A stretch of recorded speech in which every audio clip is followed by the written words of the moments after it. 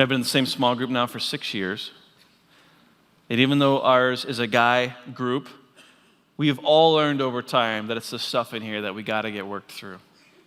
So every time we meet, we take the time to do a check-in where everyone in the group names the most intense emotion they experienced that week. Now, as you can imagine, it's not easy for most guys to say things like, I felt sad when such and such happened. We force ourselves to do it anyway. I'll just tell you, the guys in my group are some of the toughest guys I know, lots of ex-athletes. I mean, there is one tall, lanky musician, but besides that, mostly tough guys. And it's not abnormal in this group of guys, though, for someone to share something with our group of friends and be brought to tears as they speak it out loud. And I've learned something from this. It's not cowards who cry. It's cowards who are not willing to face the hard emotions head on and deal with them. It's cowards who aren't willing to take a risk and be vulnerable with a trusted group, a trusted community around them. That's the cowardly thing to do.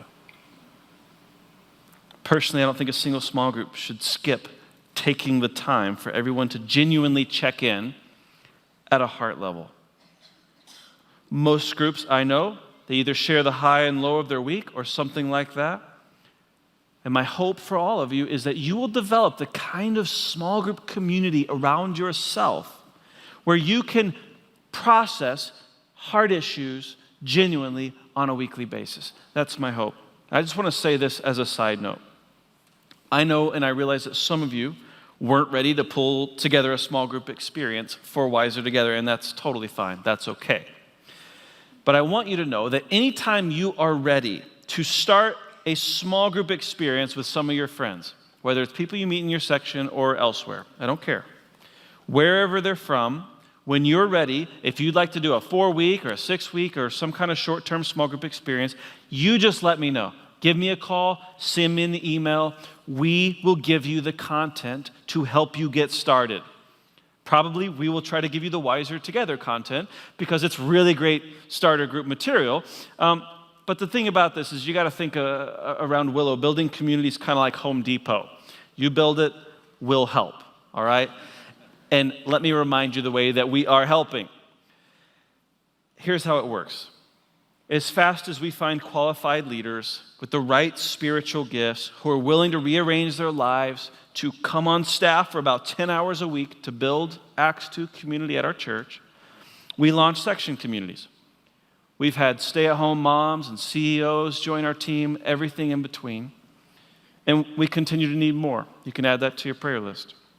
But once a section community gets launched, that section is committed to providing spaces, the opportunity for everyone to connect with others and to develop a little small church community in the midst of this larger church. In addition to that, the section leader and their team is there to provide materials and support to form discipleship-oriented small groups. Now, I know we've said this, but as a reminder, section leaders try to avoid playing eHarmony when it comes to the inner circle small group thing. They try to avoid making small group matches or recommendations, but they work really hard to provide a context, the opportunity to make lots of new friends. And then from there, they work hard to provide the coaching, the raw materials for you to build community. That's the way it works. Now I'll get back to the topic at hand.